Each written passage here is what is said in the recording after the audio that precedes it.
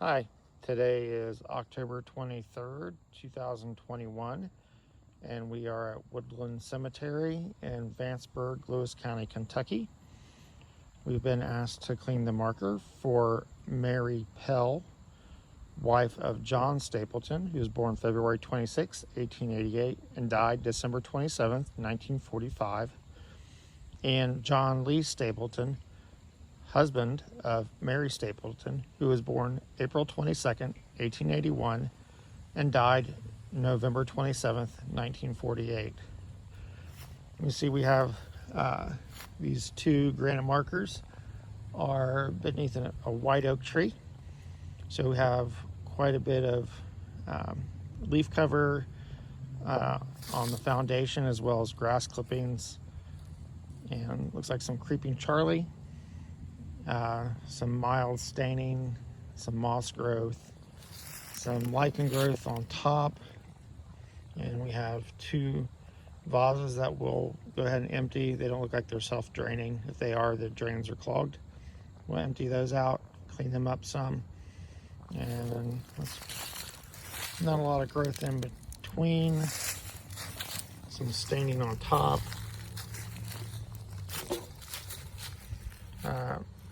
There's some land subsidence to the right of the marker.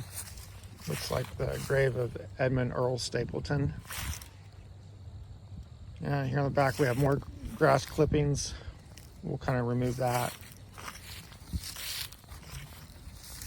And then we'll come around to the side.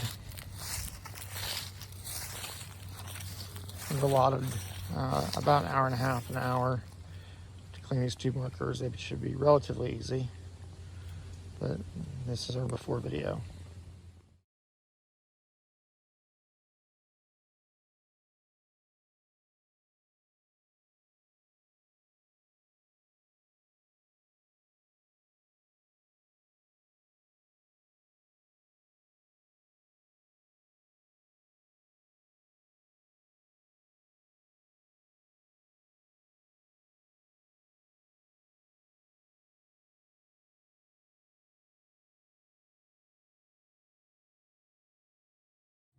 All right, it is October 23rd, 2021.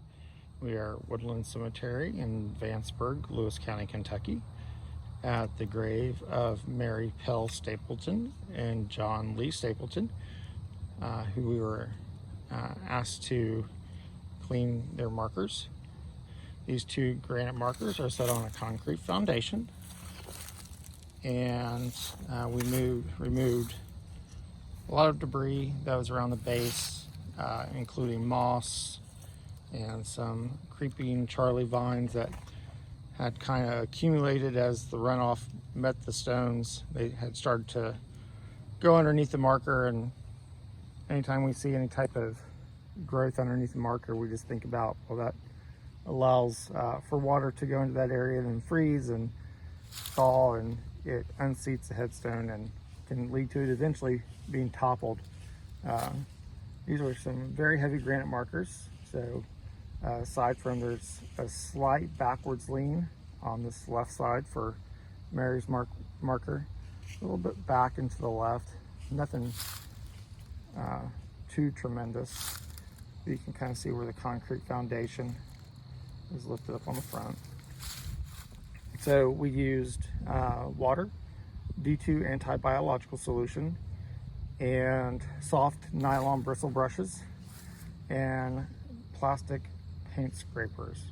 We first started off by removing the debris around the foundation, and then pre-soaked the headstones to kind of loosen up some of the staining we had here on the top.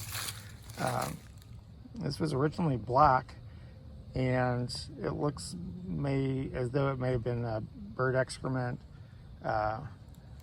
based on what it looked like after we scraped it. So we pre-treated that with water, let it soften up some, added D2 to allow it to break down, and then we used the plastic paint scrapers to kind of remove that surface debris, and then went over it with nylon bristle brush, more water, rinsed it off, then reapplied the D2 and repeated the process. On the sides, which are unfinished granite, really irregular surface, and it's not sealed.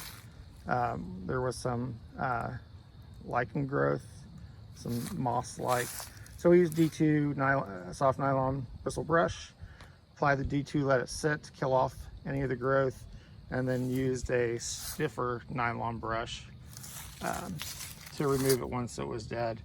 And we repeated that process at least twice on each side, both on the inside as well as the outside.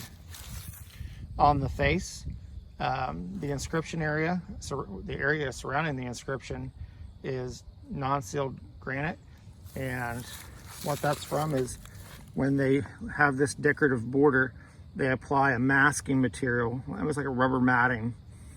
This part is covered, and then they sandblast this, so that's not sealed. Then they will cover it again, this part with a mask, or all of this with a mask, and then the letters will be picked out, and then they'll sandblast the letters out, or chisel the letters out.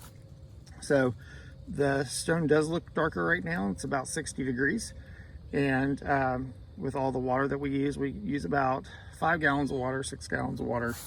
In the inscription area, there'll be a little water running out for some time, but it runs clear. We make sure it runs clear before we're done rinsing. So as this marker gets more sunlight, it will continue to lighten up. And with the D2 solution, the unsealed areas, including the inscription, will continue to get lighter, as well as where we cleaned off the debris from the top. There are some imperfections in the stone, possibly from falling branches and stuff. Nothing incredible, but we'll take a look here on the side. Give you a view there. A view there. For the cleaning, we did have to remove the vases. They weren't affixed with anything. So we just removed them, sprayed them with D2 to kill any kind of algae that's growing on the sides of them, and then used a disposable lint-free cloth. This is the back. Both backs are unfinished. And we use the same process that we used on the sides with a repeated process of D2, soft bristle brush, and then a stiffer bristle brush. There is some runoff from the hillside here that's accumulated behind the stone.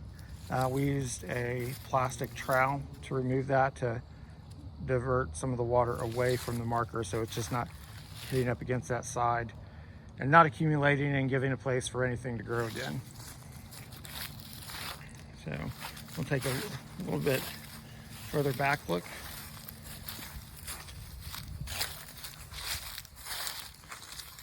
So overall, it looks pretty good. We'll check back in about 2 weeks. Give this plenty of time for the D2 to do its job. It'll continue to kill anything that tries to grow on it, which is great. It's really amazing to see the results.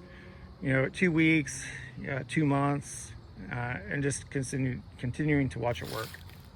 So thank you all for watching.